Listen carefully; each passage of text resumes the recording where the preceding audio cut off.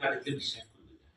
Last যেই চাকরির জন্য অ্যাপ্লাই করে আমি স্যাকু ছিলাম, তনু আমার স্যাকু ছিল। এটা একটা সুপার ক্লিনিং জব ছিল আমার জন্য, ড্রিম জব ছিল। আমি সেখানে অ্যাপ্লাই করার সময় মিশা কথা লিখছিলাম যে আমার কাজের বয়স ৮ বছর, অর্থাৎ কাজের অভিজ্ঞতার বয়স ৮ বছর। এই মামা, তুমি আমেরিকা গেছো 4 বছর হয়েছে। ইয়েস, সেখানে আমার দাগে পাড়া ৩ পয়েন্ট কাটা।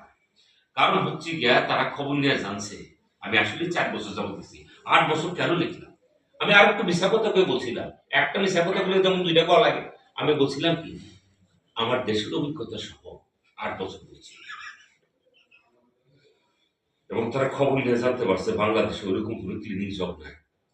ঘরের কাজ ক্লিনিক যা করে সব বুয়ারা করে।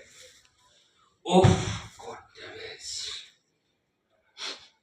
স্মৃতি তোকে আমি বুঝাতে পারবো।